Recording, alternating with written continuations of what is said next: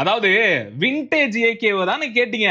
வாங்க இந்த ஒரே படத்துல எப்படி இந்த ஒரே படத்துல ஒட்டுமொத்த விண்டேஜ் ஏகேவையும் அப்படியே இறக்கி வைக்கிறேன் அப்படிங்கிற மாதிரி ஒரு பக்கம் தீனா, இன்னொரு பக்கம் அட்டகாசம், இன்னொரு பக்கம் பில்லா, இன்னொரு பக்கம் வாலி அப்படின்னு எக்கச்சக்கமான ரெஃபரன்ஸ் இந்த ஒரு டீசர்லயே இருக்கு. ஒட்டுமொத்தமா ஒரு ஃபேன் பாய்க்கு ஒரு பெரிய ட்ரீட். அது இல்ல, ஒரு ஃபேன் பாயே ஒரு படம் எடுத்தா எப்படி இருக்குமோ, ஏகேவை இப்படி எல்லாம் பார்த்தா நல்லா இருக்குமே அப்படின்லாம் நினைச்சிட்டு இருந்தோமோ அது எல்லாத்தையுமே இந்த குட் பேட் அக்லில கொடுத்திருக்காங்கன்னு நினைக்கிறேன். இன்ஃபேக்ட் நிறைய அஜித் சாரோட ஃபேன்ஸ்க்கு இந்த டீசரே ரொம்ப ஹாப்பிப்பா அப்படின்ற மாதிரி இருக்கு. ஒட்டுமொத்தமா தியேட்டர் மொமெண்ட்டுக்காகவே ஒரு படத்தை எடுத்து வச்சிருக்காங்க.